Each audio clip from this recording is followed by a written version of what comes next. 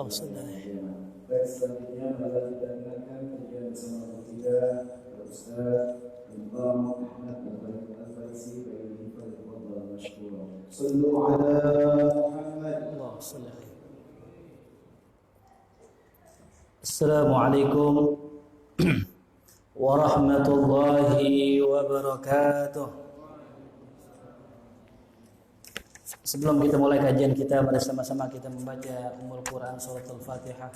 Mudah-mudahan apa yang kita kerjakan pada malam hari ini diridhoi oleh Allah Subhanahu wa taala. Ilmu yang kita pelajari menjadi ilmu yang bermanfaat, rezeki yang kita cari menjadi rezeki yang halal, yang barokah berlimpah, anak-anak keluarga kita menjadi keluarga yang sakinah, mawaddah warahmah, anak-anak kita menjadi anak-anak yang saleh salehah. Allah berikan kesehatan, keafiatan pada diri kita. Ala hadhihi niyal Fatihah. A'udzu billahi minasyaitonir rajim. Bismillahirrahmanirrahim. Alhamdulillahi rabbil alamin arrahmanir rahim maliki yaumiddin. Iyyaka na'budu wa iyyaka nasta'in ihdinas siratal mustaqim. Siratal ladzina an'amta 'alaihim ghairil maghdubi 'alaihim waladdallin. Amin. Alhamdulillah wassalatu wassalamu ala sayyidina Rasulillah sayyidina Muhammad ibn Abdullah wa ala alihi wa sahbihi wa man tabi'ahu wa la haula wa la quwwata illa billah, amma ba'du. Alhamdulillah para hadirin, para hadirat, kita sama-sama berkumpul di majlis kita, di masjid kita yang tercinta ini, guna kita sama-sama mendapatkan dan ingin meraih ridha Allah Subhanahu wa taala dan cintanya Nabi Muhammad sallallahu alaihi wasallam. Ini mohon maaf malam hari ini tidak ada slide ya, karena slide sudah saya bikin, sudah rapi, laptopnya rusak. Kita doakan mudah-mudahan laptopnya husnul khatimah. Minimal Allah kasih kesehatan, kesembuhan seperti sedia kala. Amin ya rabbal alamin. Kita melanjutkan kajian kita masih tentang seputar sholat berjamaah. Di mana pada minggu yang lalu kita telah membahas tentang fadilah daripada berjamaah dan fadilah tentang masalah masjid. Maka malam hari ini kita akan berbicara tentang syurutul iqtida, syarat-syarat mengikuti imam. Kurang lebih syaratnya ada 11, sebagaimana yang disebutkan di dalam kitab Taqriratus Salidah.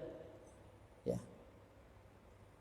Yang pertama adalah seorang yang ingin menjadi makmum tidak mengetahui batalnya salatnya imam.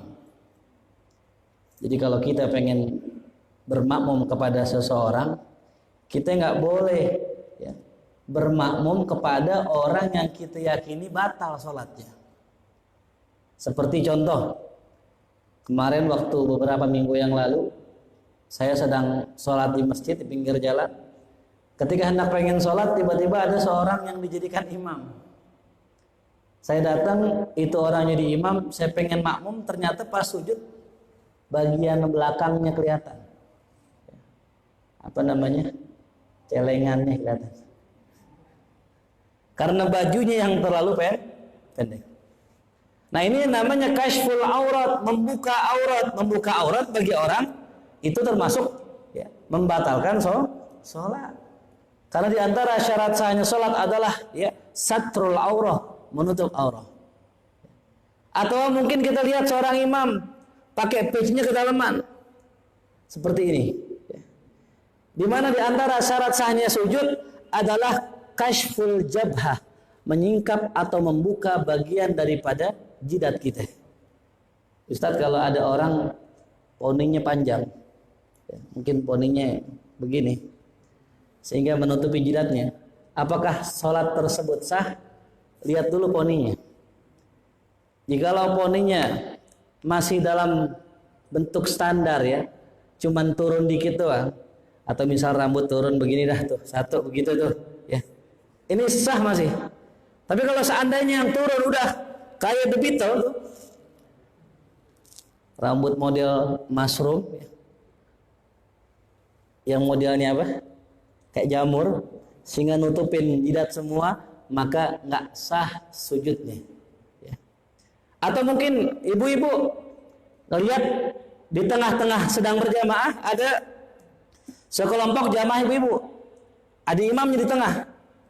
Kalau ibu-ibu jamaahnya sejajar, kalau bapak jamaahnya laki-laki lebih depan.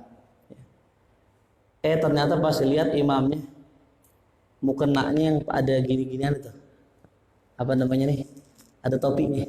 Kan ada mukena yang langsung, ada yang ada begituannya. Ternyata pas sujud itu mukenanya nutupin jidatnya. Atau mungkin ya, ini ibu-ibu mukena jangkis, mukena anaknya dipakai. Jadi kalau seandainya kita ngelihat orang yang tidak memenuhi syarat sholat atau dia itu batal sholatnya, baik sebab hadas ataupun yang lainnya, maka kita nggak sah bermakmum dengan dia. Seperti poin nomor 1, seseorang yang berbeda cara pandang masalah kiblat. Ya. Kita berdua nih sholat, kita cek kiblat, kira-kira pakai matahari. Oh berarti barat belah sono. Kata ya di WhatsApp kemarin katanya hari ini hari di mana matahari persis menghadap kiblat. Oh yang ngatur ngecek pakai HP, pakai aplikasi kiblat lokator. Yang ngatur ngadep sono, yang ngatur ngadep sono. Saya mau tanya tuh, berdua jamaah sah nggak? Nggak sah. Kenapa? Berbeda cara pandang tentang masalah kiblat. Tapi lain cerita kalau seandainya nih ada orang sekelompok jamaah, dia nggak tahu kiblat setempat, dia coba-coba cari-cari menurut perkiraan dia, kemudian dia sholat jamaah. Seperti kejadian waktu saya ke Pandeglang, saya bersama teman-teman alumni sholat berjamaah. Teman-teman nggak tahu kiblat, lah yang main asal sholat aja. Ternyata kiblatnya salah. Cukup kita arahkan dengan mengatakan nyerong kiri sedikit. Nah, nyerong kiri sedikit. Ya. Tadinya dibeda sama kita. Cuman ketika kita bilang nyerong kiri sedikit dan dia mengikuti, maka kita boleh bermakmum dengan dia. Ya. Jelas? Paham? Maka ada masjid, ada orang sholat, ya. Imamnya sholatnya ngadep sono, ke kanan sedikit. Ada kan gitu ya? Ini kan tak lurus nih. Ya. Ini ada imam begini, jamaah begini semua. Ya. Saya mau tanya tuh sama apa enggak? Sah enggak ngikutin imam? Karena berbedanya dia punya pandangan terhadap kiblat. Makanya kalau masjid udah begini lurus, jangan pakai dimiring-miringin. Ya. Ini masjid diukur pakai ilmu falak. Di masjid diukur pakai ilmu astronomi. Sudah lempeng dengan kiblat, maka kita jangan sok tahu datang ke situ main kanan aja. Berpatokan dengan apa yang dikatakan Syekh Al-Bantani dalam kitab Maraqil Ubudiyah, di situ disebutkan bahwasanya yang namanya kiblat orang Indonesia ngadep barat, nyerong kanan dikit. Iya, itu benar. Nah, ini masjid udah mengikuti kiblat itu. Jadi kalau kita baca kitabnya benar. Maka ketika bangun masjid, ya ulama kita menetapkan ngadep barat, cuman nyerong kanan dikit. Sudah dipraktekkan di masjid kita. Jadi nggak perlu lagi nih nama sejadah imam berbeda dengan sejadahnya makmum tuh. Jelas sampai sini? Waduh, yang jamaahnya tekak juga. Dia ngadep kanan juga di sini. Di jamaah tapi ngadep kanan. Ya.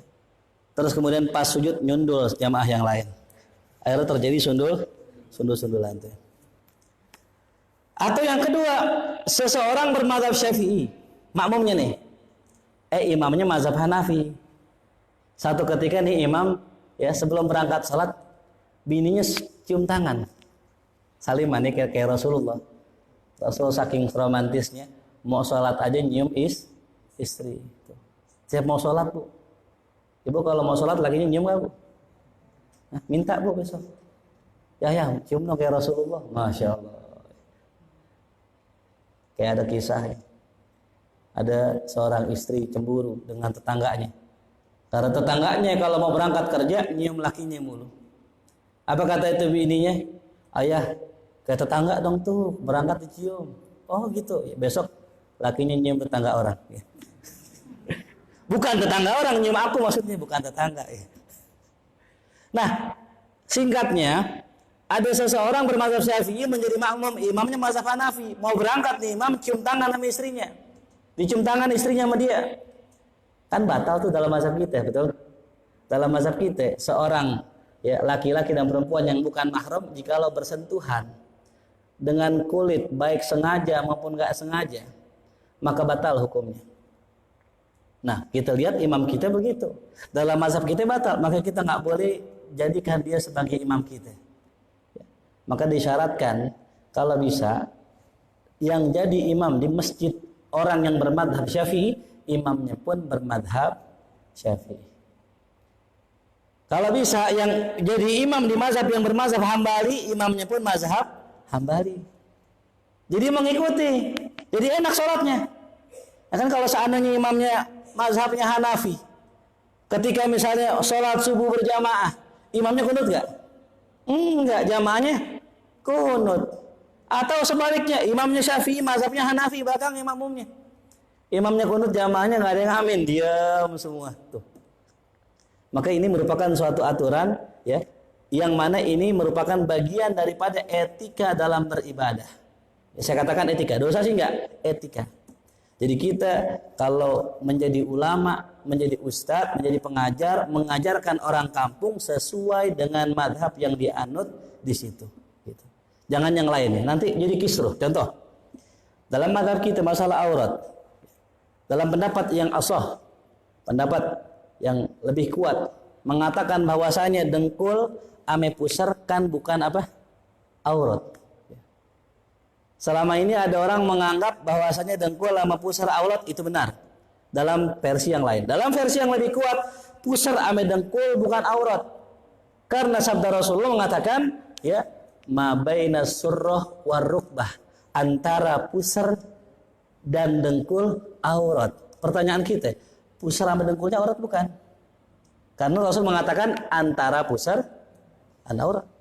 Sama saya katakan antara siwak dan kitab adalah HP, adalah kertas. Apakah siwak ini HP kertas? Bukan. Nah, ini pendapat yang lebih kuat. Tapi ada lagi pendapat yang lebih ekstrim lagi. Mazhab Hambali. Di dalam mazhab Hambali yang wajib ditutup cuma dua, kubul dan dubur. Jadi kalau paha kita kelihatan yang laki main bulu tangkis pakai celana hot pants ya. Kalau main bulu tangkis kan pakai celananya yang apa itu? Yang pendek bingit itu. Pendek banget tuh celananya. Itu dalam mazhab Hambali masih menutup aurat. Walaupun dalam mazhab kita mazhab Syafi'i itu namanya membuka aurat. Kenapa? Al-fakhidh minal aurat. Paha termasuk bagian dari aurat. Nah ini ya kita harus menyesuaikan tempat. Ya. Makanya kalau ada orang misalnya bermazhab Hambali pakai sholat celana pendek, saya mau tanya sah apa enggak? Pak, orang sholat pakai celana pendek sah apa enggak? Jawab yang kencang, sah apa enggak? Menurut mazhab, saya mau tanya antum mazhabnya apa ya? Kira-kira kalau kita mazhab Syafi'i sholat pakai celana pendek sah enggak? Ya. Nah jadi kita bilangin mas, ya. Mas sholat di masjid siapa nih? Ya. Mas kalau mau sholat begini jangan di sini. Kenapa? Bisa bikin rame, gaduh. Ya. Sama ada orang yang namanya orang kalau sholat cukup menutup pusar ame dengkul kan tadi begitu. Pakai sarung dah, nggak usah pakai baju sah nggak hukumnya. Ya mau coba besok datang ke Ittihad. Mengamalkan yang wajib hanya menutup aurat doang, nggak pakai baju, sah. Cuman besoknya masuk angin. AC-nya kenceng banget di belakang ini, berasa banget sini ya. Tuh. Alhamdulillah udah datang nih. Pas banget ngomongin dingin-dingin ada kopi apa teh nih? Alhamdulillah. Biasa belum ada bini jadi bikinin orang ya. Nah, kalau ada istrinya dia dibikinin insyaallah. Jelas sampai sini ya. Jadi cari imam yang tidak menurut kita batal. Yang kedua, tidak boleh berkeyakinan wajibnya mengkodok sholatnya. Ya. Jadi kita kalau misalnya nyari imam, jangan sampai kita punya imam yang kita yakinin imam itu wajib mengkodok sholatnya. Tuh ya. Lalu yang ketiga, tidak boleh sedang menjadi makmum. Jadi kalau misalnya kita datang, kemudian ada imam, ini ada orang lagi sholat berjamaah, ya. Datang kita tepok dia, padahal dia makmum. Orang sholat berdua, misalnya sholatnya rada jauhan gitu. Kemudian nih kita nggak ngeh ada dia di sini, karena agak jauh kan jaraknya. Ya. Nah kita tepok dia, jadi imam. Berapa imamnya jadinya? Dua. Ya kadang begitu, makanya dianjurkan, disunnahkan di mana posisi makmum ya dalam hadis Nabi kita Muhammad SAW bijanibil aiman, di sebelah kanan. Ulama menambahkan, Imam Nawawi menambahkan dalam kitabnya ta'akhuran yasiran, mundur dikit lah. Dikit aja ya. Dianjurkan apa? Mundur. Bukan mundur banyak, bukan. Jadi bukan di sini. Ya. Kalau perempuan di mana? Perempuan di belakang. Gitu. Kalau laki di sebelah kanan, mundur dikit. Nah kalau jauh tadi khawatirnya tadi ada orang datang mengira dia sholat sendiri, ditepok, dia jadi imam. Imamnya dua. Dan itu pernah terjadi di zaman Nabi kita Muhammad SAW dulu. Di zaman Nabi dulu, Nabi lagi sakit. Sehingga yang gantiin Nabi Sayyidina Abu Bakar Siddiq radhiyallahu anhu jadi imam. Di tengah sholat Sayyidina Abu Bakar Siddiq lihat Nabi keluar, dibopong sama Sayyidina Ali. Lalu kemudian Abu Bakar Siddiq karena merasa nggak enak, imamnya Rasulullah datang nih, udah datang imamnya nih, udah sholat. Lantas beliau mundur. Lantas kata Rasul, ngasih kode, maju terusin. Tetap mundur juga, akhirnya Rasulullah jadi imam, Abu Bakar jadi wakil imam. Seketika Abu Bakar imam berubah menjadi apa? Makmum. Bercanda. Tadi seriusin lagi. Besok ini wakil imam sini nggak jadi makmum. Tapi dirinya di mana? Di sebelah imam. Mundur dikit. Ya. Selesai sholat Abu Bakar Siddiq salam. Rasul kurang nggak rakaatnya? Kurang. Rasul diri lagi. Sahabat ada yang masbuk telat, diri lagi dia. Nah ini sahabat yang telat yang masih diri kan sama Rasul telat. Sahabat menjadikan Rasul sebagai imam. Tuh. Makanya ada sekelompok orang ya, kalau dia itu masbuk, misalnya bertiga masbuk atau enggak berdua masbuk, selesai imam salam kan dia naik tuh. Kadang-kadang ada yang mundur satu. Ya. Ada yang mundur satu. Cuman saya nggak sarankan seperti itu, gitu ya. Udah tetap kita sholat aja masing-masing, begitu. Jadi kalau ada yang menyalahkan mundur satu, ada dalam kitabnya hadisnya yang itu, gitu. Jelas? Jadi demikian. Yang keempat, tidak boleh bermakmum kepada orang ummi. Tuh. Siapa ummi di sini? Ummi di sini dalam bahasa Arab artinya orang yang nggak bisa baca, orang yang nggak bisa nulis. Lughatan, menurut bahasa. Nabi kita Muhammad SAW ummi. Tapi umminya Nabi bukan celah, bukan menunjukkan kekurangan Nabi, justru malah hebat. Zaman dulu yang diandalkan oleh para sahabat bukanlah yang namanya tulisan, bukan. Tapi sahabat sangat mencintai, bahkan menganggap hebat orang yang punya hafalan kuat. Maka orang yang bisa baca dianggap lemah zaman dahulu. Sehingga orang-orang Arab mayoritas nggak bisa baca, nggak bisa baca tulis. Sampai suatu hari ada seorang penyair hebat. Dia menuliskan sebuah syair karena waktu itu ada sayembara syair, di mana yang menjadi pemenang daripada perlombaan syair itu nanti syairnya akan dipampang di atas pintu Ka'bah. Ya. Betapa bangganya seseorang kalau syairnya ditempelin di atas pintu Ka'bah. Suatu hari ada orang yang diam-diam mencatat syair tersebut. Ketika nyatet, dilihat dicatat, ada orang bahasa kita, kegep lah begitu bahasanya ya, ketahuan. Lantas orang bilang ini, jangan kasih tahu yang lain, saya nulis syair ini. Kenapa? Karena itu adalah aib. Jadi kalau orang cerdas tuh ngelihat tulisan ke Imam Syafi'i. Imam Syafi'i baca kitab nih, baca kitab ini mah tipis ini. Baca kitab Muwatta sebegini tebalnya 9 hari. Allah. Ya. Muwatta sebegini tebalnya 9 hari. Bagaimana cara Imam Syafi'i baca? Imam Syafi'i baca yang kanan, yang sebelah kiri ditutup. Kenapa? Kalau lagi baca yang kanan, ngelihat yang kiri, apal sekali lihat. Imam Syafi'i cerdas. Kalau kita baca buku, ya lewat. Yang ini ingat, yang kita lupa.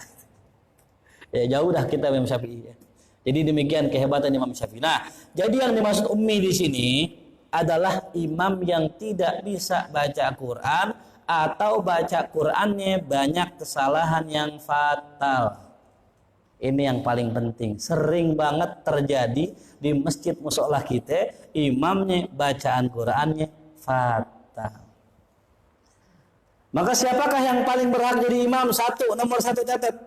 Ya.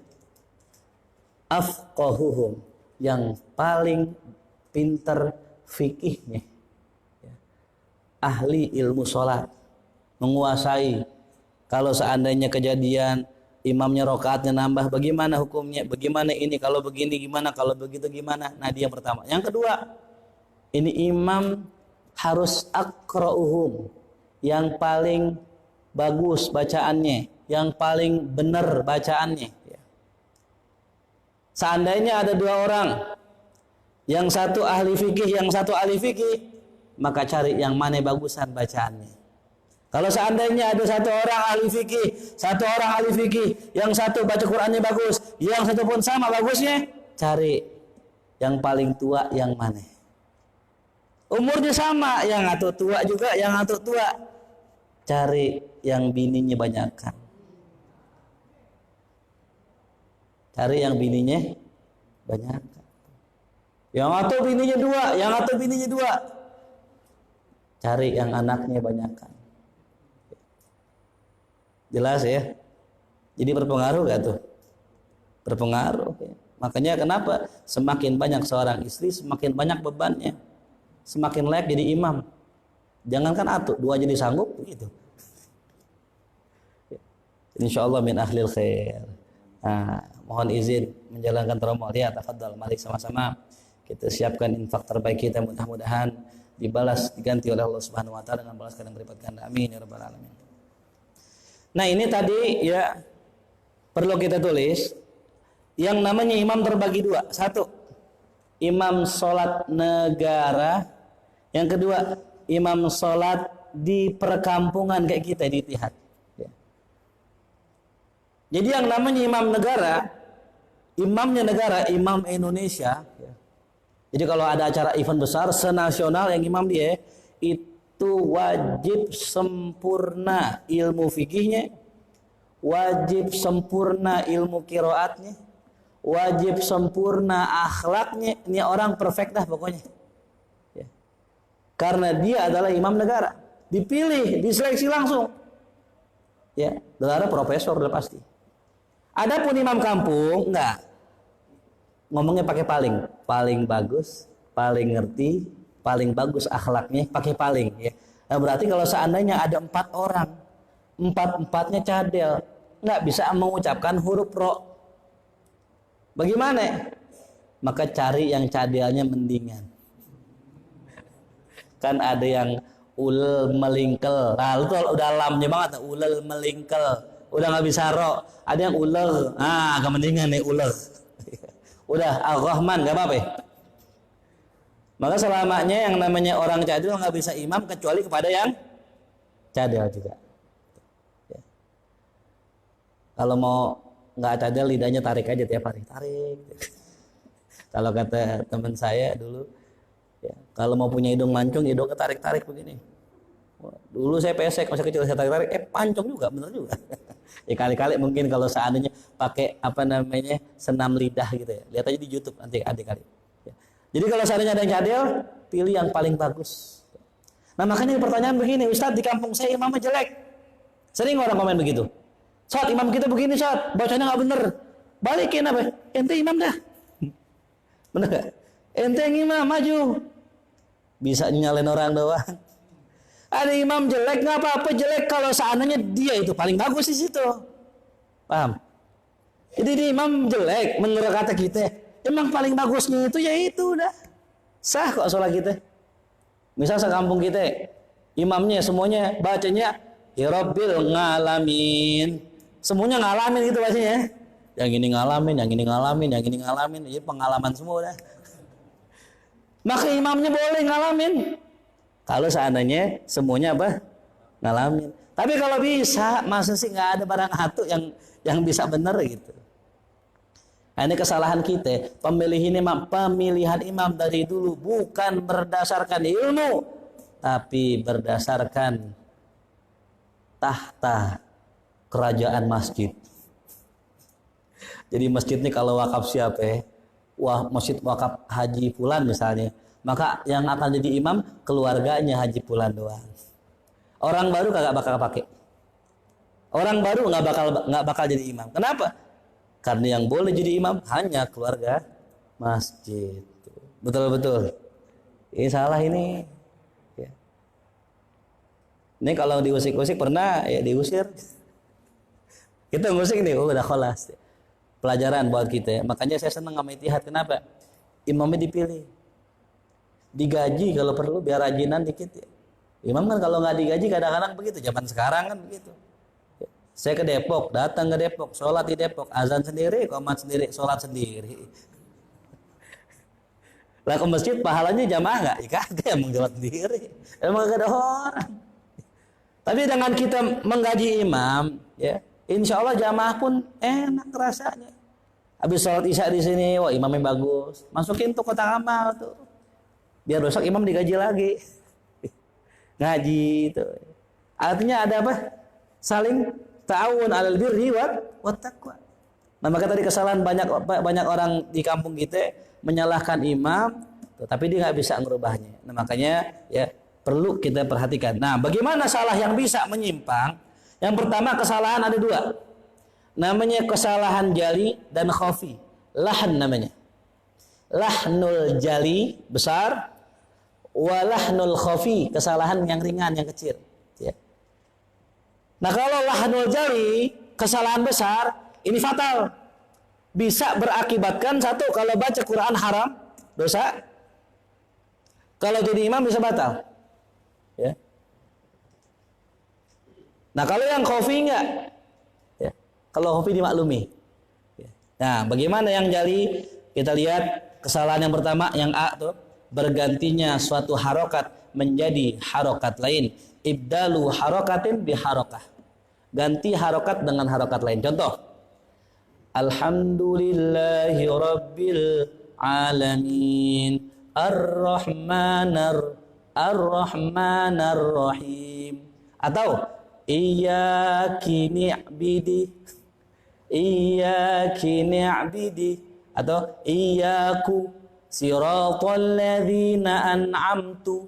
Harusnya kan an'amta, ini an'amtu. Ya, merubah harokat. Maka ya kesalahan tersebut apa? Jali. Ya, kecuali memang ada dalam ilmu Quran tuh namanya ilmu qiraat ya. Namanya apa? Ilmu apa? Qiraat. Dikenal dengan istilah qiraat saba'. Qiraat 7. Kalau mazhab 4, kalau qiraat 7 ya. Mazhab 4, qiraat 7. Kalau hadis namanya kutubus sittah, 6 buku. Ini yang mesti kita tahu.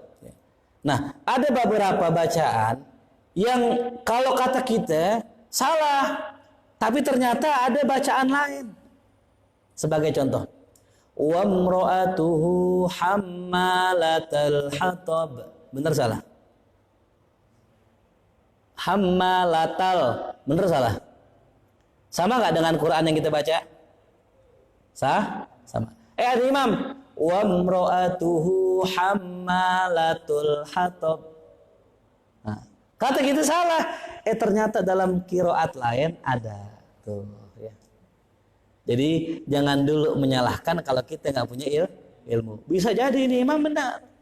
Atau siratal ladzina an'amta 'alaihim ghairil maghdubi 'alaihim waladdallin. Benar salah? Alaihum. Yang benar apa?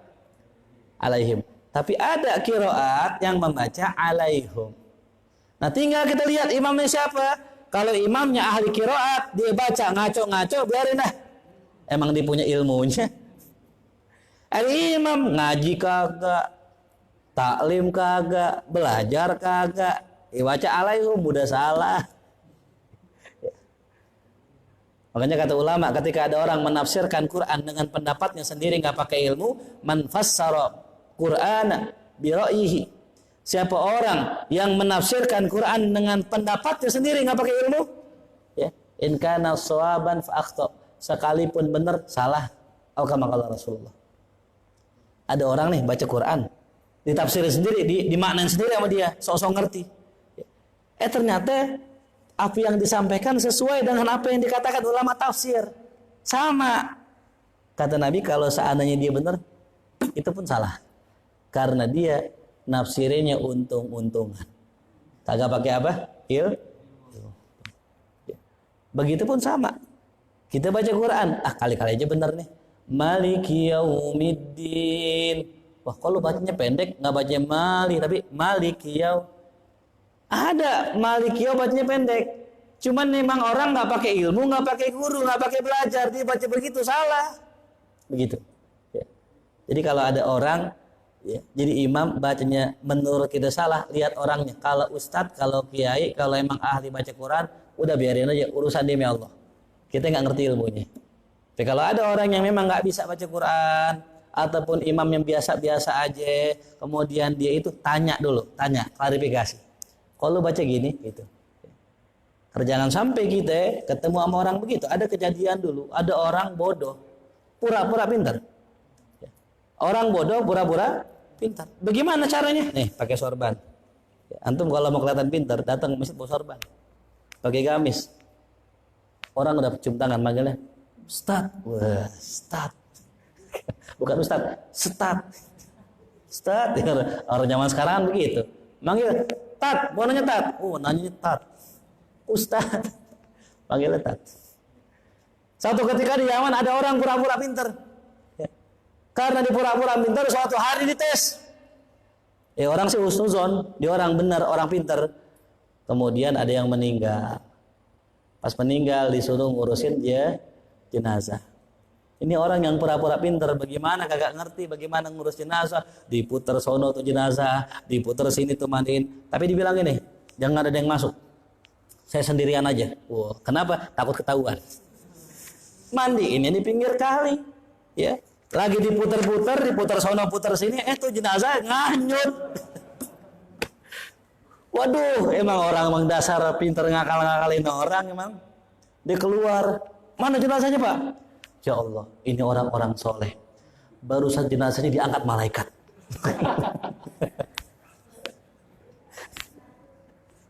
Padahal jenazahnya mana? Nganyut tuh, hati-hati yang begitu tuh. Pinter, namanya pinter ngakal-ngakalin. Gitu. Makanya kalau kita pintar, belajar yang benar, insya Allah Allah kasih kepintaran. Amin ya Rabbal. Lalu yang kedua, kesalahan yang kedua, ibdalu sukun, ya, biharokatin, ganti yang sukun jadi berharokat. Tuh. Ya. Banyak di dalam Quran, kalau ada kalimat yang sukun jangan diharokatin. Ya. Lalu yang ketiga, bergantinya suatu huruf menjadi huruf lain, ibdalu harfin biharfin. Contohnya, wala'allakum tashkurun. Ada orang diganti ya sama dia, ya. Tashkurun jadi taskurun. Ya. Kalau tashkur itu artinya bersyukur. Pakai sin, taskurun, mabuk. Wala'allakum tashkurun. Mudah-mudahan kamu bersyukur. Wala'allakum taskurun. Mudah-mudahan kamu. Jadi kalau saya bilang syukron artinya terima kasih. Sukron artinya mabuk. Ya, sering ada jamaah saya, sukron Ustaz, S-U-K-R-O-N. Yang kita yang paham apa? Mabuk deh. Sukron dia. Jadi ada beberapa kata yang kalau hilang titiknya jadi berubah arti. Nah, saya pernah kisahkan dulu ya. Ada yang namanya habbah. Ya. Apa arti habbah? Biji. Itu kalau misalnya bertambah titiknya jadi ya, hayyah jadi ular. Ya. Dikisahkan, saya ulang lagi kisahnya biar kita ingat ya. Dikisahkan ada orang pengen berobat kepada seorang tabib. Tabib dulu modalnya buku. Dibuka buku. Obatnya ini nih, ular hitam. Bahasa Arabnya hayyatun sauda. Diminuminlah tuh pasiennya ular hitam, dicari, dibakar, ditumbuk-tumbuk, diminumin. Bukan sembuh, mati. Laporan, tabib, masa saya punya sohib mati? Sebentar. Dibuka bukunya. Ternyata tulisannya bukan hayatun, tulisannya habbatus sauda. Diberakin teh cicak tuh. Betitik jadi itu dua. Harusnya hayatun, habbatun, gara-gara titiknya, gara-gara teh cicak jadi apa? Hayatun sauda. Tuh makanya berat, Pak. Kita kalau baca kitab sekarang lengkap, ada artinya, ada harokatnya, ada footnote-nya, betul? Buka Sahih Bukhari, ya, beli di Gramedia, itu lengkap banget. Judulnya diartiin, matannya diartiin, sanadnya diartiin, bahkan ada footnote-nya, ada keterangannya. Baca kitab dulu, tulisan tangan ulama, ya Allah ya Rabbi. Ya, makanya pernah kita bikin kelas bahasa Arab di sini. Ada jamaah nulis, kan kita belajar nulis kemarin tuh kan ya. Ya, ada yang nggak pakai titik, ada yang tulisannya kotak-kotak. Saya bilang kayak tulisan sahabat nih, sahabat Nabi gitu tulisannya. Ya, jadi ribet jadi sahabat Nabi. Kenapa? Huruf Arabnya nggak pakai titik. Ya, kita sekarang mengeluh huruf Arab nggak ada harokatnya. Namanya Arab apa? Arab gundul. Nah dulu sahabat kagak ada titiknya, boro-boro harokat, titik aja kagak. Itu Quran itu. Ya. Coba kalau kita lihat Quran, nggak ada titiknya, nggak ada harokatnya. Siapa yang berjasa? Salah seorang gubernur, pimpinan, ya, pemimpin dulu. Bisa dikatakan ya orang berkuasa. Namanya Hajjaj bin Yusuf As-Saqafi. Cuman zolim orangnya. Zolim, tukang bunuh-bunuhin orang. Tukang eksekusi orang, cuman jasanya dia. Ya. Di zaman dia, Al-Quran diharokatin dan dikasih titik. Makanya kadang-kadang orang jahat ada jasanya juga. Jangan kita menafikan kebaikan dari orang-orang jahat. Kita akan mudah-mudahan ya Allah ampuni dosa-dosanya. Nah, lalu yang selanjutnya baru lahnul khafi, kesalahan yang ringan. Ada beberapa ya. Di antaranya yang pertama menggetarkan takrir atau huruf ro. Ya.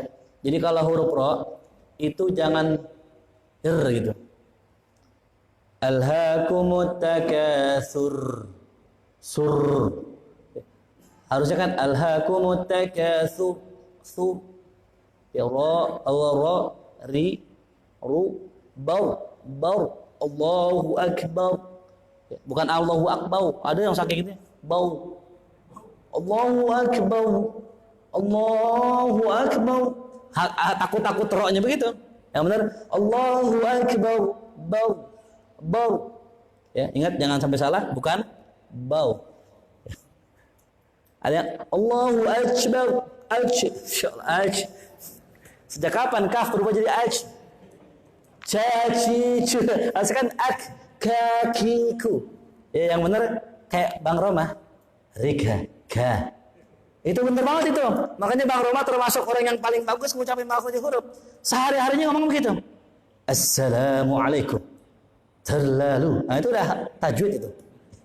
Rika ka. Bareng-bareng. Ka, bukan ka, bukan tapi ka. Iyyaka ka. Ya ada hembusan nih ka. Ya. Tinggal pakai muncrat ya. Kamu muncrat ka. Enggak pakai air. Enggak pakai kuah. Ya. Jadi dibaca gitu alhaakumut takatsur. Nah, sur hatta zurtumul maqabir. Nah kalau ro-nya kasrah bir, nah baru jelas. Bir, bukan bir. Ntar belajar dah ya, insyaallah tahsin, baca tahsin. Di sini nggak memperdalam itu. Yang kedua mendengungkan suara tanwin. Yang ketiga menebalkan suara huruf lam. Ya. Yang keempat menggetarkan suara secara berlebihan pada mat atau gunnah. Yang kelima menambah atau mengurangi ukuran mat sesuatu bacaan. Yang keenam mengabaikan gunnah pada bacaan yang seharusnya dibaca gunnah, atau menambahkan atau mengurangi gunnah suatu bacaan. Contoh misalnya gini. Kalau ada nun musyaddadah, itu ditahan 2 harokat. Inna Jadi enggak inna tapi inna gitu. Contoh surat An-Nas.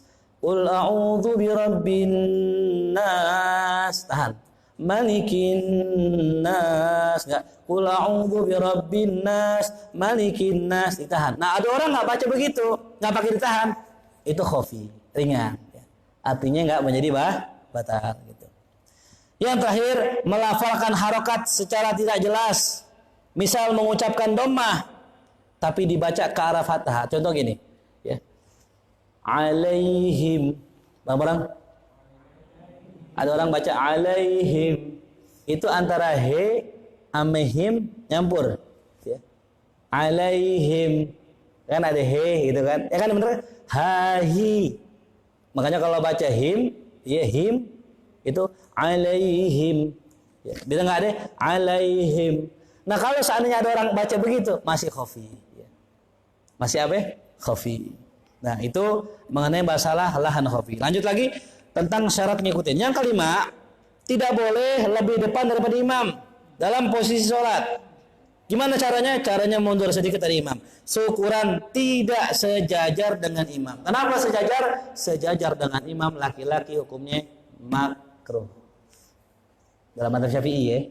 Dalam mazhab kita ya, mazhab Syafi'i, sejajar dengan imam hukumnya apa? Makruh. Tuh, yang buat kita tahu nih, ya. Buat teman-teman ya. Jangan sejajar. Bagaimana ngukurnya? Pakai tumit, ya. Yang dilihat apanya? Tumitnya. Bukan pakai ujung jari. Ada orang kakinya panjang begini, ya. Bukan pakai ujungnya tapi pakai apa? Tumit. Sejajarkan tumitnya. Istau, luruskan. Yang dilurusin ukurannya apa? Tumit. Maka di mana taruh tumit? Ahsannya di ujung karpet. Taruh di ujung karpet biar enak. Sama semua tuh. Kalau ujung karpet ntar sama ini enak, ya. Dan juga tidak melebihi 3 zira', 3 hasta. Kalau mau dapat fadilah jamaah, ya, jangan lebih dari 3 hasta. 1 hasta itu segini. Ini namanya sahasta. Segini 1 ba', 1 depak. Jadi kalau kita jamaah, ya, ukur nih. 1, 2, 3. Nah, imam di situ tuh, misalnya nih, imam di sini nih, imam. Kan yang afdol di sini kan, sebelah. Ya. Mundur dikit. Jangan sama. Kalau sama apa? Makruh. Atau jangan lebih dari 3 hasta. Jangan 1, 2, 3. Kita di sini nih. Imam di situ. Ya. Ini nggak dapat fadilahnya. Ya. Jadi biar dapat fadilah bagaimana? Kita diri di sini. Ya. Gitu. Sebelah. Nah, ada jamaah baru datang ke mana? Nah, ini yang sering orang salah. Ya. Kalau kita pengen narik jamaah, pengen nyolek jamaah, biar mundur, takbir dulu. Datang, Allahu Akbar, baru colek, mundur dia. Ya. Kalau kurang maju boleh maju dikit, colek, mundur. Jangan datang, wah udah jamaah, mundur dia. Itu nggak boleh, ya. Karena apa? Kita dalam kondisi nggak sholat. Kenapa? Nabi nyontoinnya waktu itu Nabi lagi sholat, Ibnu Abbas datang di sebelah kiri. Kemudian Nabi arahkan ke sebelah apa? Kanan. Ngarahinnya, dorongnya, nariknya lagi apa? Sholat.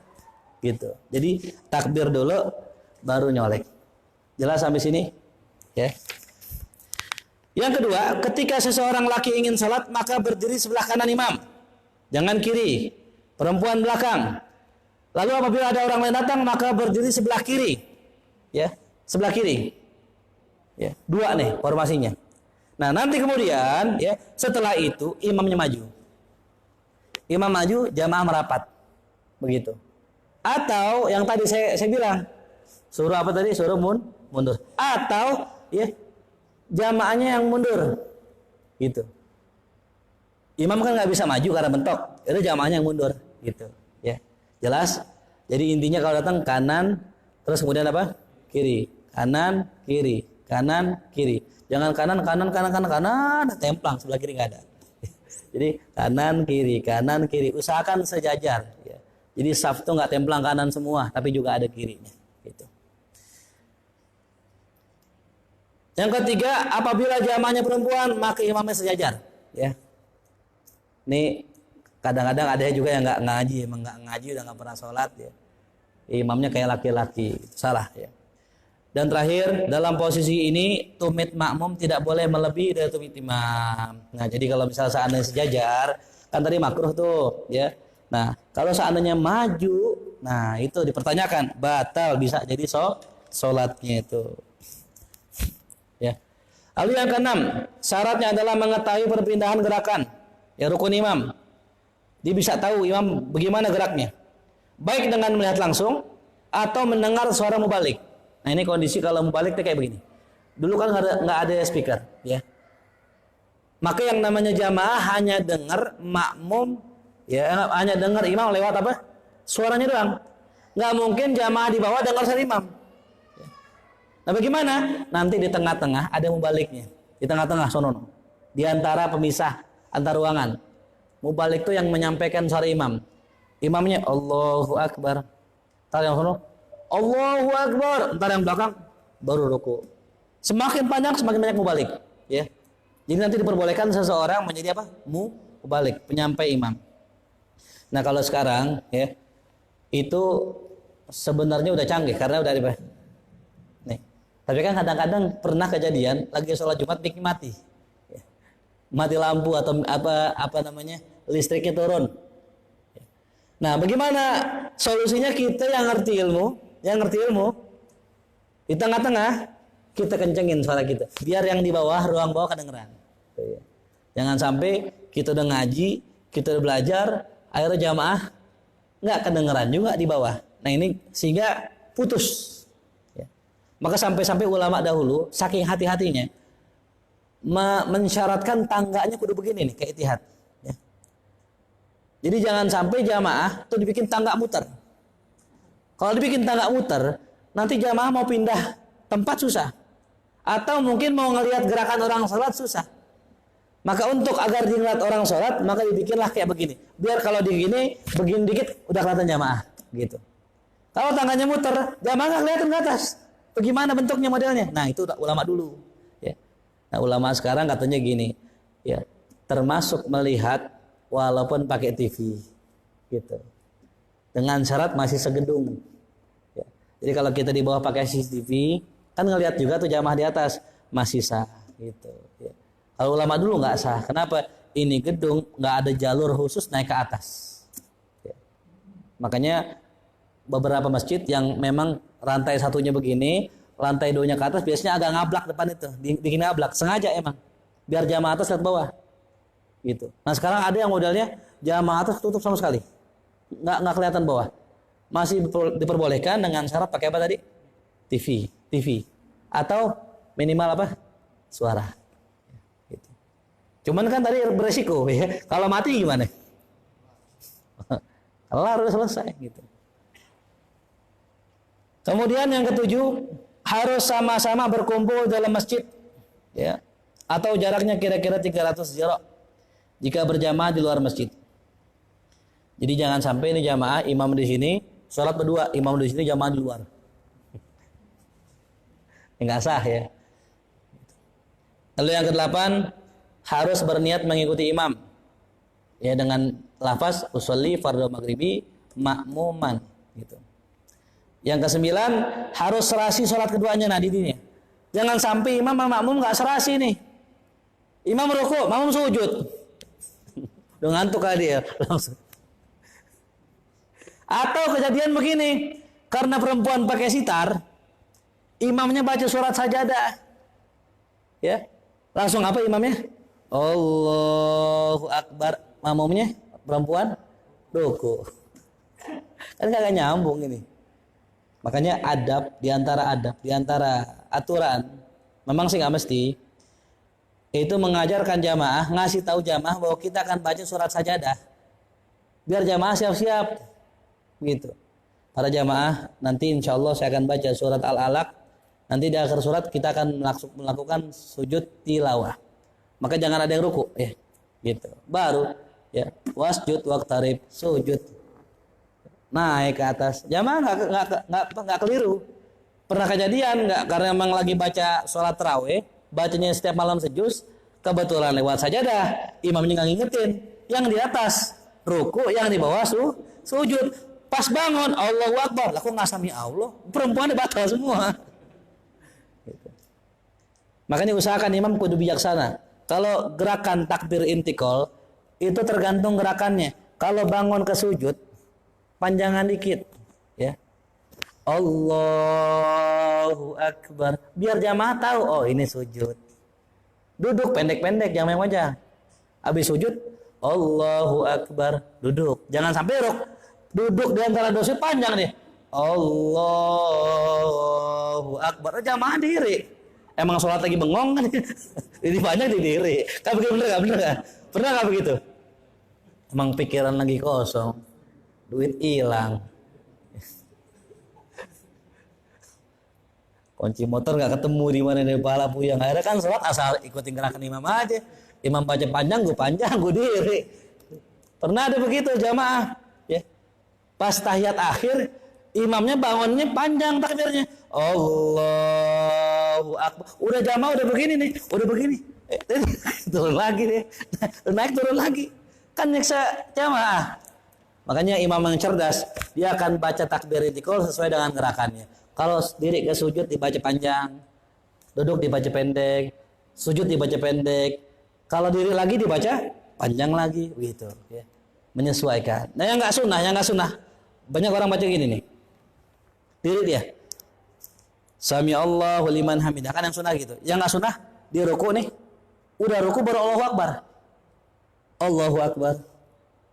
Sami Allahu liman hamidah. Allahu Akbar, itu nggak sunnah. Yang sunnah bagaimana? Dari mulai gerakan sampai ya, sampai ke rukun yang berikutnya. Allahu Akbar. Sami Allahu liman hamidah. Allahu Akbar. Allahu Akbar. Itu yang sunnah. Ya, jadi yang nggak sunnah udah sampai baru Allahu Akbar gitu. Dan kita sebagai makmum ya jangan latahan Allahu Akbar. Ini baru Allah langsung gerak aja. Tahan dulu pelan-pelan. Udah baru gerak. Ini pernah saya temuin ada ustadz ya, Allah yarham, udah meninggal beliau. Udah usia sepuh, udah lanjut dah. Mungkin 60 ke atas mengarah sakit-sakitan. Jadi gerakannya lambat, ruku juga lambat. Rukunya gini. Allahu Akbar. Ya Allah. Sami Allahu liman hamidah. Itu jamaah udah batal satu masjid. Karena apa? Karena dulu ini imam. Makanya kalau bisa kita ya udah baru gerak gitu. Aman kita insya Allah. Jelas sampai sini? Kemudian yang ke-9, yang ke-10 ya. Tidak boleh menyelisihi imam dalam hal sunnah ya. Yang kelihatan buruk jika menyelisihinya, contoh imam sujud tilawah. Kita sujud tilawah. Walaupun yang baca siapa? Imam. Imam sujud sahwi. Kita sujud sahwi walaupun bukan kita yang salah ya. Jadi kalau kita nggak sujud kita keluar dari imam, batal kalau gitu. Yang terakhir harus benar-benar mengikuti imam dan tidak tertinggal imam. Tertinggal 2 rukun batal ya. Contoh imam diri salat rakaat kedua, imam ruku kita diri, imam i'tidal kita masih diri, imam sujud batal salat kita, ketinggalan 2 rakaat karena nggak ada uzurnya, karena nggak ada uzurnya ya. Karena nggak ada apa? Uzurnya. Atau kita dulu imam 2 kali. Ya Allahu Akbar kita rukuk duluan. Ya. Kemudian kita i'tidal duluan. Nah, batal. Gitu. Karena kita udah dulu imam 2 rukuk. Makanya tadi saya bilang samain gerakan imam. Tapi setelah imam mengucapkan Allahu Akbar baru kita gerak. Wallahu a'lam bishawab. Ada pertanyaan? Tafadhol silakan.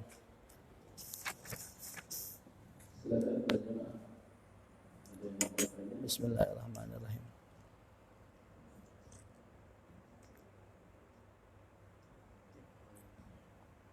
Alhamdulillah.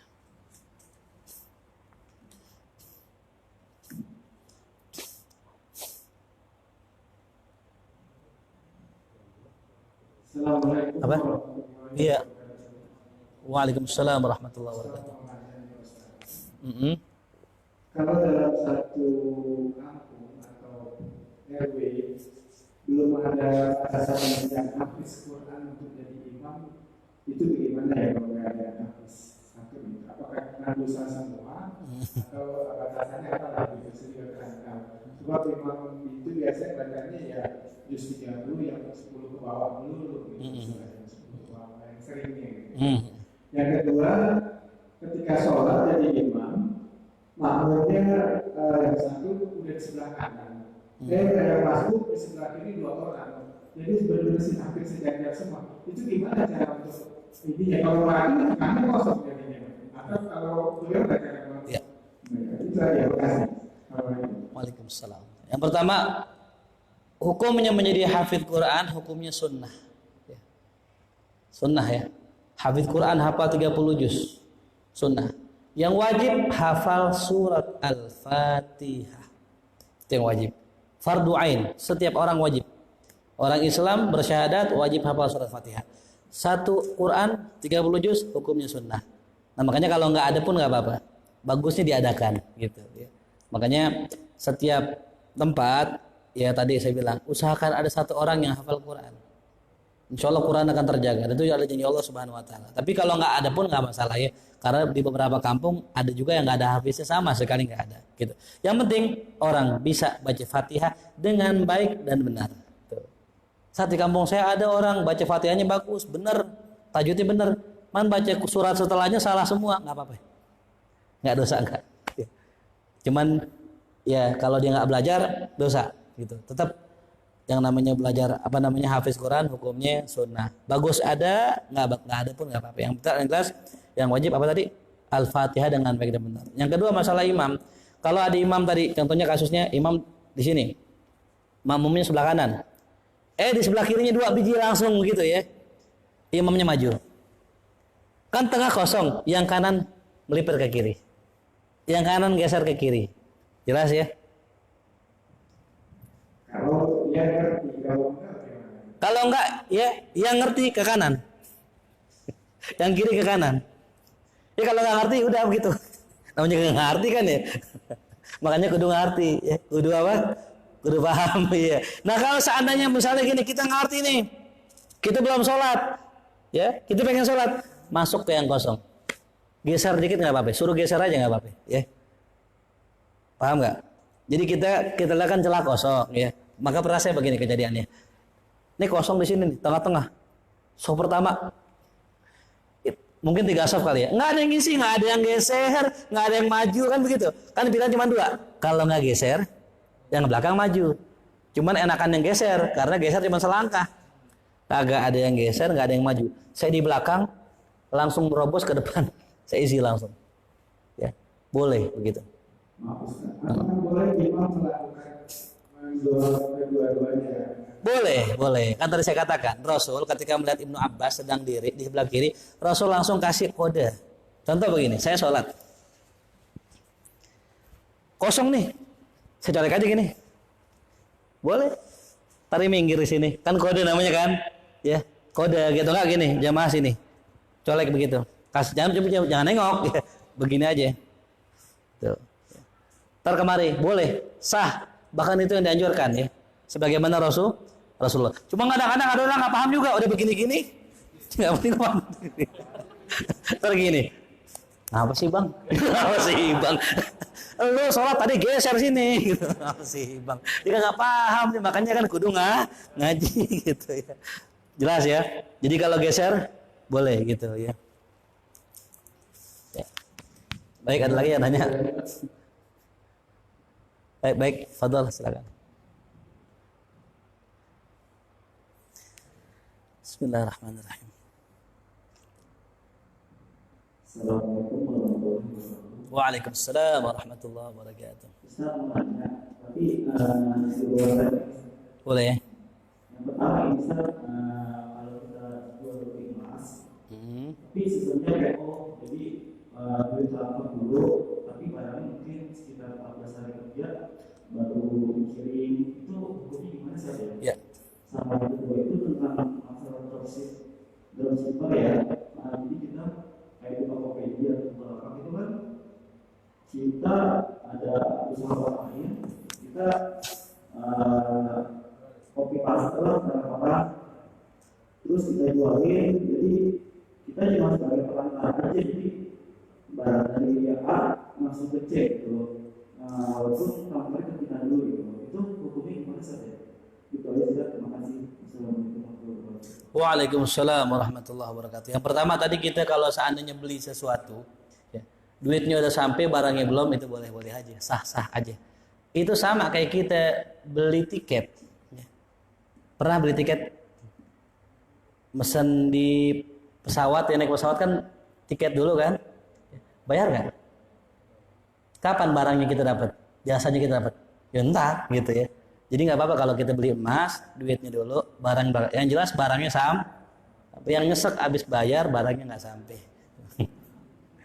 Nah, kemudian masalah dropshipper ini masih termasuk dalam kategori ya akad yang baru ya gitu, bahasanya begitu. Karena ada perbedaan di sini antara dropshipper dengan reseller. Ya. Apa bedanya dropshipper dengan reseller?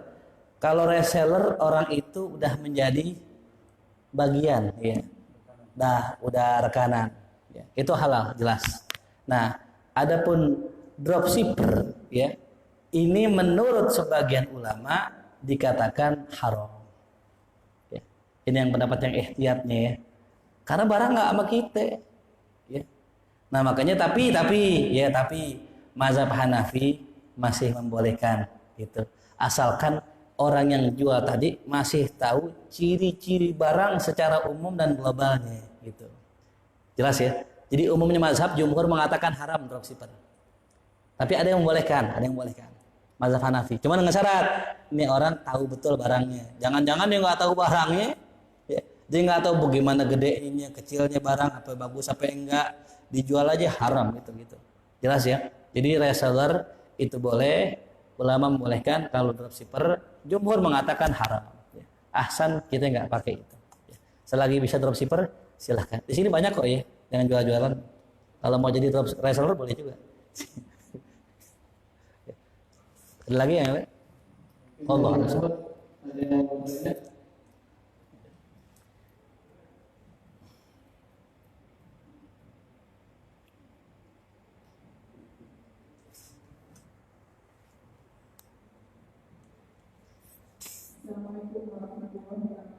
Waalaikumsalam warahmatullahi wabarakatuh.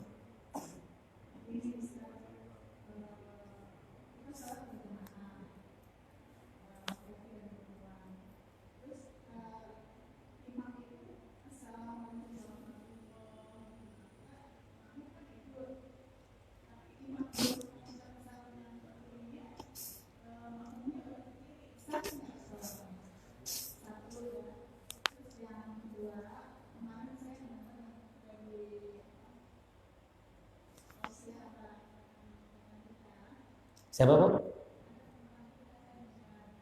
Tausiah siapa?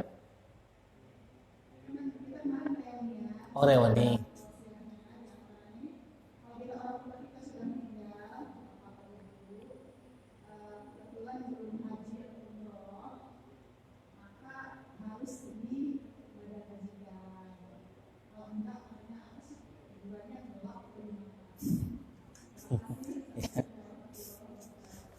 Waalaikumsalam warahmatullahi wabarakatuh. Yang pertama mengenai masalah salam. Imam salam, assalamualaikum warahmatullah. Yang bagus, kita salam nunggu sampai imam ke kiri. Assalamualaikum warahmatullah. Assalamualaikum warahmatullah. Baru kita salam. Assalamualaikum warahmatullah. Gitu. Itu yang bagusnya. Ya. Adapun kasusnya kalau kata ibu tadi imamnya ke kanan, makmum ke kanan, tapi makmumnya ke kiri duluan, gitu. Sah nggak sholatnya? Sah. Karena salam ke kiri hukumnya sunnah. Ya. Salam ke kiri hukumnya sunnah. Adapun imam yang salam kanan doang, assalamualaikum warahmatullah. Makmum nunggu ini. Ini gak salam nih. Ya, udah salam aja. Assalamualaikum warahmatullah. Assalamualaikum warahmatullah. Ya jelas Bu ya. Atau misalnya gini kasusnya, imam belum salam. Mau udah keburu-buru udah pengen buang air misalnya dia salam duluan. Assalamualaikum warahmatullah. Ya. Nah, itu bisa jadi haram ya. Hukumnya haram. Gitu. Karena masih satu rukun, diduluin ya, gitu ya. Jelas ya. Jadi ibu tadi masih dalam kategori boleh gitu. Cuman kurang bagus ya. Karena jangan sampai kita mendahului imam. Dalam hal yang sunnah juga sama gitu ya. Tetap sah sholatnya. Cuman nggak afdol. Yang afdol nunggu imam apa? Selesai salam kanan dan kiri.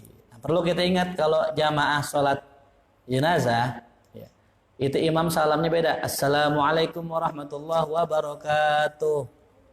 Ya, jadi yang pakai wabarakatuh cuman sholat jenazah dalam mazhab Syafi'i. Ya. Jadi kalau misalnya kita sholat fardu jangan pakai wabarakatuh. Ya. Assalamualaikum warahmatullahi wabarakatuh. Yang belakang waalaikumsalam. Emang kadang-kadang begitu. Saya pernah diundang dalam sebuah acara buka bersama. Lalu kemudian ini yang undang saya lihat orangnya rada bagaimana gitu. Ya. Kayak sok alim dah begitu gitu. Selepas sholat, ya, habis zikir, saya suruh doa. Saya pengen lihat kealiman dia sampai mana gitu. Di doa. Alhamdulillahirabbil alamin. Allah rabbighfirli wa ujungnya kan wasallallahu ala sayyidina Muhammadin wasallam wabillahi taufiq wa hidayah wassalamualaikum warahmatullahi wabarakatuh. Ternyata nutupnya wabillahi taufiq wa hidayah. Kita kalau doa nutupnya kan wasallallahu ala sayyidina Muhammadin wa alihi wasallam subhana rabbika rabbil izzati amma yasifun wa salamun alal mursalin walhamdulillahi rabbil. Dia bacanya wabillahi taufiq wal hidayah wassalamualaikum warahmatullahi wabarakatuh. Kita pada waalaikumsalam. Ada yang itu juga dulu ya, ada ya? Enggak ada ya? Saya ajak santri saya satu orang dulu ya. Waalaikumsalam. Itulah pentingnya kita belajar ya. Ada lagi yang lain? Baik, silakan. Wah, banyak deh banyak. Oh ya. Yang apa? Oh ya, astagfirullahaladzim. Keenakan bila taufiq wal hidayah. Kewajiban haji dan umroh itu maratan fil umur. Haji umroh wajib sekali seumur hidup. Siapa orang dalam hadis Nabi yang mampu haji, mampu umroh, tapi tidak berangkat, dia silakan milih mati dalam kondisi Yahudi atau Nasrani. Nah, uzubillah min dzalik. Ini ibu yang sudah punya duit banyak, ya cukup, punya habis jual tanah kemarin, ya. Jangan lupa langsung daftar, Bu. Ya, langsung apa ya? Daftar gitu. Bahkan ada sekarang orang pakai ngutang-ngutang dulu tuh. Hanya pengen bisa berangkat haji, ya. Nah, bagaimana satu kalau sudah meninggal? Kalau sudah meninggal, maka orang tersebut tidak wajib digantikan. Gitu. Kecuali sang anak punya kerelaan nih, ya, punya kelebihan harta. Dia kebetulan juga ya pengen berangkat haji gitu. Kemudian diberangkat haji sampai sono. Ketemu udah ada ustadz, udah pernah haji juga. Saya bisa gak bantu orang tua saya? Ganti, ya, menggantikan. Jadilah sah tuh, ya, sah. Dengan dalil sahabat Nabi punya ibu, ibunya udah meninggal, belum pernah pergi haji. Nanya sama Rasul, ya Rasul, orang tua saya belum pernah haji, ya Rasul, boleh gak saya hajikan? Kata Rasul, boleh. Jelas ibu ya. Jadi boleh gak Bu? Boleh, cuman gak wajib. Ingat ya deh, nggak wajib gitu, tergantung kemampuan anaknya. Wallahu a'lam bishawab. Jadi nggak gelap kuburannya Bu, guys. Baik, silakan. Waalaikumsalam warahmatullahi wabarakatuh. Ya, luar masih nggak apa-apa.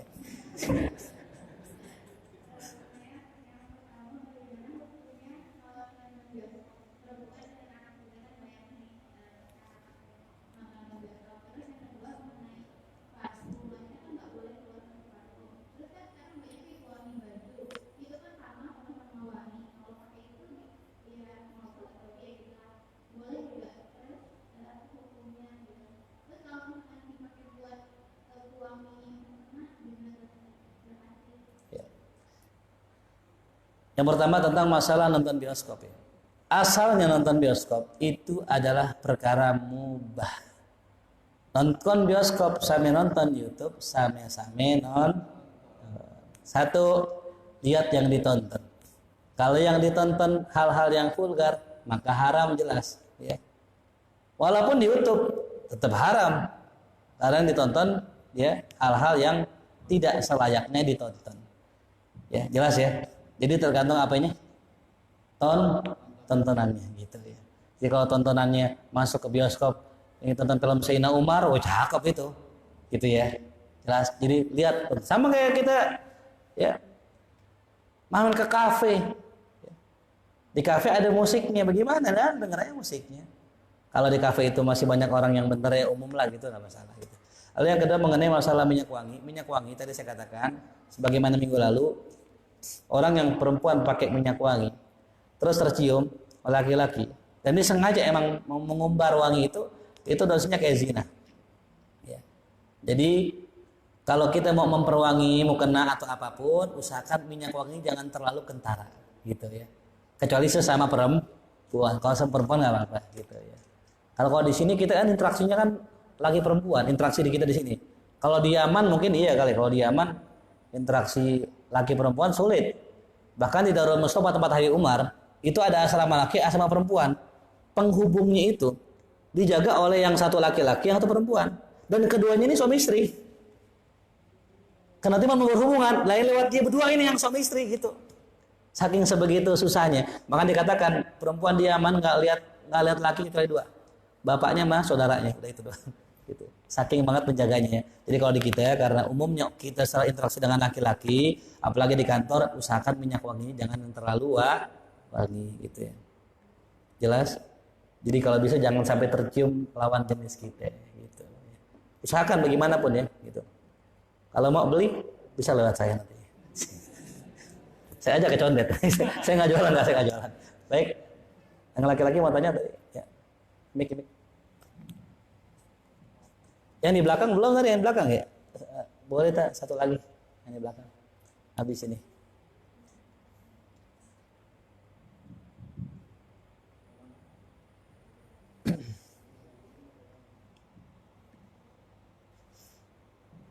Assalamualaikum Ustaz. Waalaikumsalam warahmatullahi wabarakatuh. Saya ingin menanyakan satu adalah ketika kita melihat ada sholat berjamaah terus imamnya auratnya terbuka di belakang. Apakah kita sebaiknya menunggu sampai sholat jamaah itu selesai baru kita mendirikan sholat, atau kita langsung sholat sendiri atau menunggu jamaah lain? Yang kedua, ketika kita datang tapi sholat jamaah itu sudah selesai, tapi masih ada makmum yang masuk masih meneruskan. Sebaiknya kita mendirikan jamaah baru atau mengikuti salah satu makmum yang masuk tersebut. Yang ketiga, ketika misalkan kita sholat, tapi kita tidak yakin ada keraguan bahwa aurat kita terbuka bagian belakang, sebaiknya itu diulang lagi atau tidak? Ya. Terima kasih. Baik. Yang pertama, kita lihat imam terbuka auratnya. Apakah kita menunggu ya jamaah lain atau kita tetap sholat? Yang jelas tadi kita nggak sah kalau sholat dengan dia. Yang kedua yang pasti yang jelas tunggu jamaah lain, gitu. Ya. Atau nunggu jamaahnya di masbuk. Paham nggak? Kan dia punya jamaah nih. Misalnya masbuk nih, misalnya masbuk ya. Tunggu di masbuk, boleh kita jamaah seperti. Yang kedua berimam dengan masbuk ataukah bikin jamaah baru? Ya. Kalau kemungkinan ada jamaah baru yang bisa kita bikin, ahsan jamaah baru. Ya. Kalau nggak ada jamaah baru, terpaksa dengan begitu aja hitungannya ya. Yang terakhir, bagaimana kalau seandainya aurat kita terbuka? Nah, yang jelas pastikan. Ini saya mau kasih tutorial cara pakai sarung yang benar ya. Ini ada sarung nggak? Nggak ada sarung ya? Oh, pakai sarung mana aja? Pakai sarung yang benar ya. Itu tergantung kita punya pakaian. Jadi kalau saya pakai gamis sudah paling enak deh. Insya Allah nggak bakal buka aurat. Mohon maaf ya, sekalipun saya nggak pakai celana pangsi, nggak pakai apa-apaan, nggak buka aurat, ya. Karena terlihat aurat itu dapat dilihat dari depan, samping, sama atas, ya. Bawah nggak baju diukuran. Jadi kalau misalnya ada orang pakai sarung, nggak pakai celana sama sekali, kebuka nggak auratnya? Nah, kebuka dong, kan dari bawah kelihatan nggak? Kalau kita ngelongok gitu, nah kelihatan nggak? Kelihatan kan? Namanya terbuka aurat belum nggak? Nggak. Karena dari bawah. Yang jadi masalah kalau dari atas begini. Ada orang pakai baju yang lengannya segini, sehingga kelihatan pusarnya, misalnya gitu, misalnya ya, batal. Ya. Nah, sering kali orang pakai baju koko nih, baju begini, sini. Ente dari sini, paret sini macam. Ente dari baju. Pakai baju begini, pulang kantor. Ya. Ini sering kali ini bisa jadi batal. Pertama, pakai celana. Coba pusar di mana pusar? Ya. Di bawah celana pada celana? Di atas. Di atas celana. Nah, pusar itu kan bagian dari aurat, ya bawahnya nih, bawah pusar. Nah, ini kalau seandainya pakai celana, saya buka gini, ya. Ini kalau nggak pakai kaos dalam, kelihatan nggak? Orang yang sholat pakai celana nggak pakai kaos dalam batal hukumnya, nggak sah karena kebuka auratnya. Karena syaratnya aurat itu di depan, gitu. Ya jelas. Jadi kalau kita pengen sholat pakai baju begini, ahsannya pakai baju kaos dalam, yang mana kaos dalamnya nutupin sampai sini. Jangan sama ini, gitu ya. Jelas? Paham? Makanya kiai-kiai kita itu kalau pakai sarung tinggi-tinggi, ya di mana? Di atas pusar. Kalau seandainya dibuka nih, yang kelihatan bukannya perut tapi apa? Sarung. Tapi kalau kita pakai di sini, nih pusar di sini, kita longok begini, datang nggak pusarnya? Nggak sah salatnya. Makanya ada orang saking ihtiyatnya pakai sarung di sini. Kayak Maruf tuh di sini kan? Ya betul nggak? Kayak Maruf tuh di sini kenapa? Itulah. Kayak gitu begitu. Itu ihtiyat tuh jaga-jaga jangan sampai pas dibuka isinya udal kita gitu. Jelas? Berarti kalau besok kita kerja di kantor, ihtiyatnya bawa sarung udah aman. Jadi kalau besok ente ini bawa sarung di motor siapin ya. Karena kalau seandainya begini, khawatir pas ruku, pas sujud tuh kelihatan tuh. Gitu. Karena segede-gedenya pakaian dalam nggak mungkin balap ini kan? Betul nggak? Ya gitu. Jadi ihtiyatnya, hati-hatinya bawa sarung. Pas setiap mau sholat, biar begini, pakai sarung. Pakai sarungnya di mana? Di atas pusar. Lebih aman di mana? Di dada sini kan. Lebih aman ya. Cuman asal jangan malu aja gitu. Ya, jelas ya. Jadi aman pakai apa tadi? Sarung tuh gitu. Emang aman kayak saya begini ya. Ke kantor pakai gamis gitu. Orang Arab ya. Sultan bebas ya. Ayo silakan tadi ibu. Siapa lagi tadi mau nanya? Di belakang ibu, di belakang. Jadi besok gitu ya pakai sarung gitu. Siapin sarung di motor, di mobil. Siapin buat sholat gitu. Jadi dulu saya pun sama. Kenapa saya dulu lihat oke pakai sarung di atas banget nih. Oh ternyata ilmunya itu. Gitu. Baik. Waalaikumsalam warahmatullahi wabarakatuh.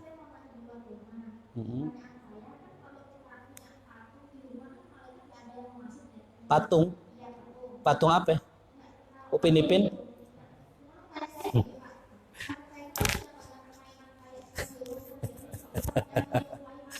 Iya.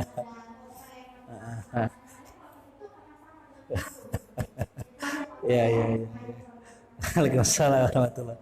Wah ini saya bisa diblok nih sama tukang mainan ya. Ya begini. Jujur aja, saya tanya ibu ya. Jikalau ada Iron Man di kamar kita, apakah ibu bilang patung? Kita juga. Jawabannya bu, patung bukan bu? Hah?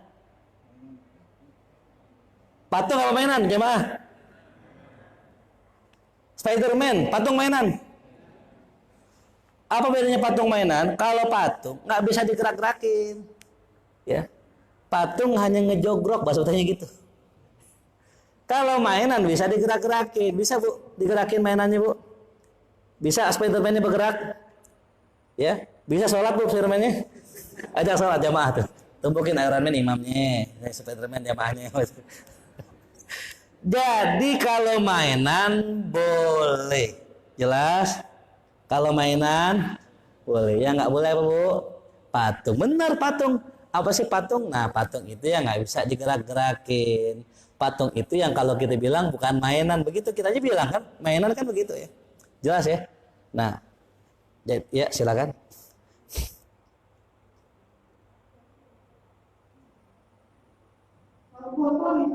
Foto siapa dulu? Kalau foto mantan jangan, bahaya itu. Itu bukan haram, berbahaya. Ya foto apa?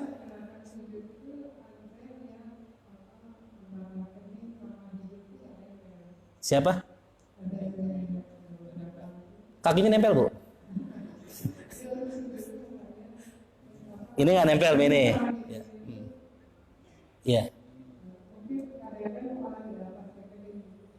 Oh, Pak. Iya.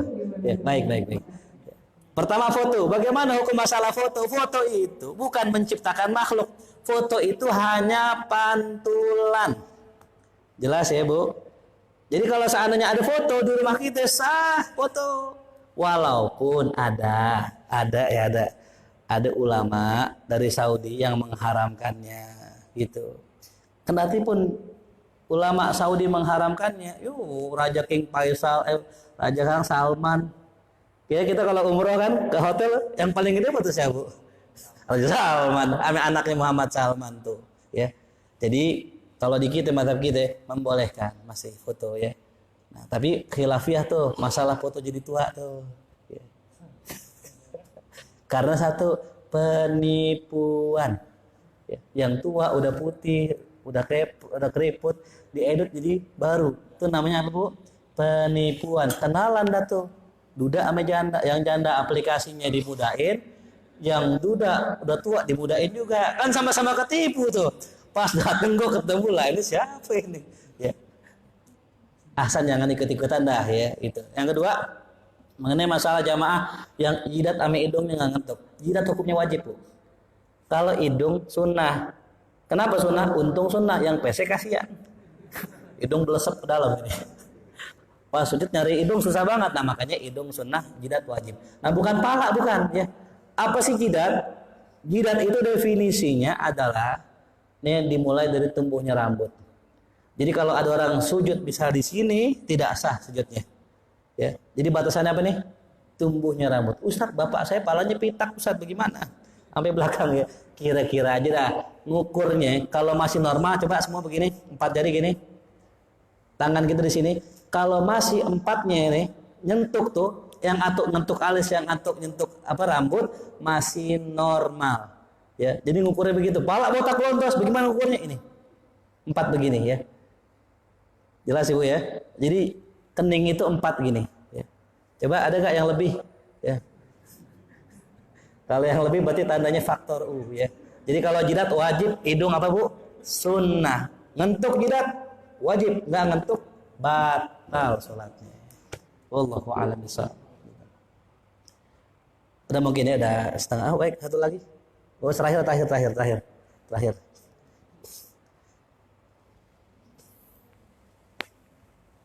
Nasi uduk baru dingin tadi.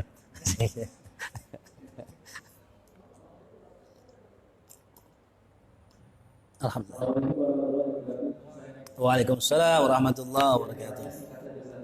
Ini siapa dengan di masyarakat kalau misalkan yang setuju pakai Ustaz, ada orang yang misalnya masa kecilnya belum melakukan akikah tapi sudah kurban, ini hukumnya bagaimana Ustaz? Apakah dia misalkan dia nggak tahu nih, misalkan bapak ibunya sudah tidak ada, tiba-tiba dia langsung kurban sementara masa kecilnya belum diakikahkan? Baik.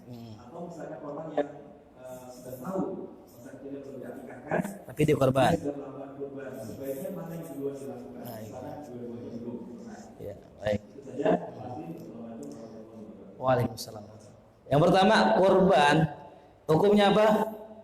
Sunnah. Akikah hukumnya apa? Nggak ngerjain hukumnya apa? Dosa nggak kalau nggak ngerjain? Nggak korban dosa nggak? Nggak akikah dosa nggak? Jelas. Kok nggak akikah dosa? Enggak lah. Akikah hukumnya sunnah. Korban hukumnya nggak ngerjain sunnah. Dosa nggak? Enggak. Berarti kalau orang nggak akikah, dosa nggak? Enggak. Kalau orang nggak korban dosa nggak? Nah, cuma pertanyaannya, afdol mana? Akikah apa korban? Ya. Duluan mana? Ya, kita pengen ngerjain sunnah. Yang pertama, kalau di waktu korban, ahsan korban. Karena berada di waktu korban itu hanya 4 hari dalam setahun. Hari idnya, ame hari tasyrik. Yang kedua, hari akikah kapanpun selain hari yang tadi. Hatta di hari itu juga boleh, gitu. Nah, makanya saran saya beli aja kambing 2, 1 korban, 1 akikah, selesai gitu ya. Kelar nggak? Iya, beli 2, 1 korban, 1 akikah, selesai, udah begitu. Ya zaman sekarang kan kambing murah. Berapa kambing yang ente beli? 3 juta kemahalan, amainnya 1 juta insya Allah ya. Ya jualan lagi. Masuk terus saya. Yang jelas kalau memang kesulitan beli kambing ya, hubungin saya aja gitu. Saya bukan jualan, bukan. Saya tahu orang yang jualan kambing gitu. Nanti memudahkan. Kalau ente beli 1 kambing 2 juta kemahalan, sama saya 2 juta dapat 2 tuh gitu. Bukan sama saya, sama teman saya gitu. Kenapa? Karena banyak orang tadi dia merasa susah. Ya gimana nih? Udah gampang beli 2, udah kan begitu ya. Langsung beli 2, langsung akikah, langsung korban. Gitu. Selagi bisa berbarengan, kerjain berbarengan. 2 juta 2. Oh siap. Emang udah nikah Ustaz? Akikah siapa Ustaz? Baik, wallahu alam bisawab. Yang ada pertanyaan nanti kita sambil makan-makan insyaallah.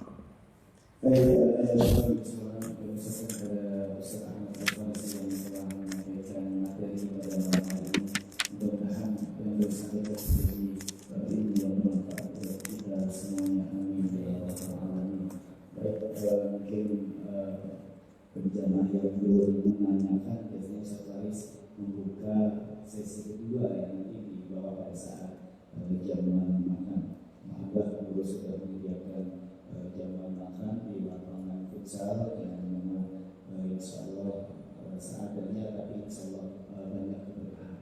Baik, dia sudah disediakan untuk teh panas dan air mineralnya.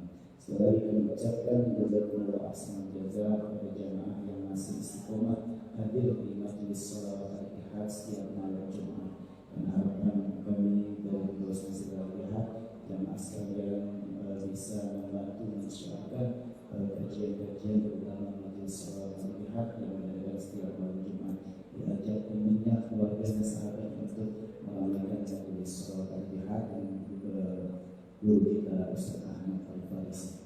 Baik, untuk Mbak yang masuk di Jabriah Al kami menanyakan tentang mabit atau iktikaf bulan untuk bulan Juli belum dimulai. Insya Allah akan kami mulai di bulan Agustus, dan alhamdulillah sudah konfirmasi semua untuk pembicara atau pengisinya dan imam yang lainnya.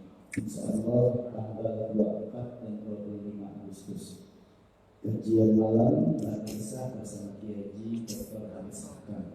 Kemudian imam yang mulainya Ustaz Dr. Hasan. Ustaz Dr. Hasan yang biasa imam tarawih di Masjid Al-Ittihad, dan beliau juga dosen di BTIG. Kemudian untuk subuhnya ini juga alhamdulillah kami mendapatkan konfirmasi bisa hadir Ustaz Dr. Dasat Latif SOS SAG PhD yang viral di media sosial juga, orang Sulawesi begitu. Ya. Kemudian untuk kajian duhanya alhamdulillah juga sudah konfirmasi Ustaz Bedri Jessurahman, seorang penulis buku dan juga pakar parenting Islam.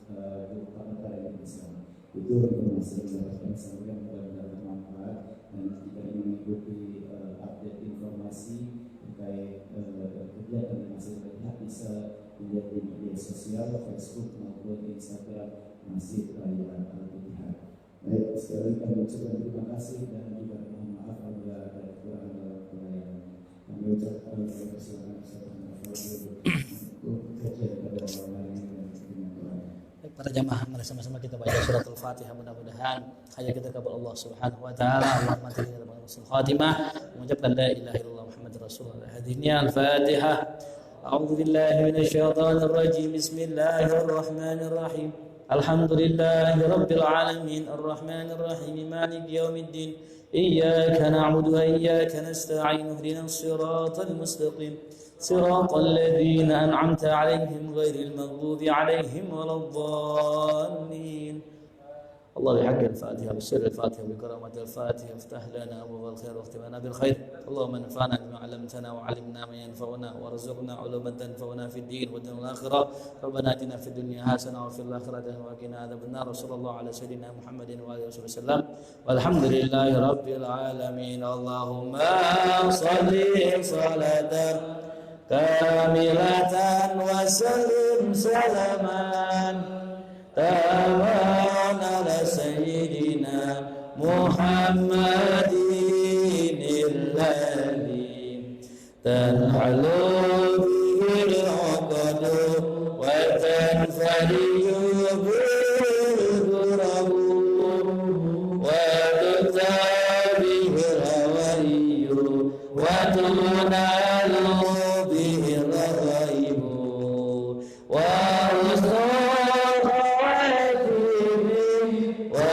ويستسقى الغمام بوجهه الكريم وعلى آله وصحبه في كل لمحة ونفس بعدد كل معلوم لك اللهم صل وسلم وبارك عليه وعلى آله. السلام عليكم ورحمة الله وبركاته.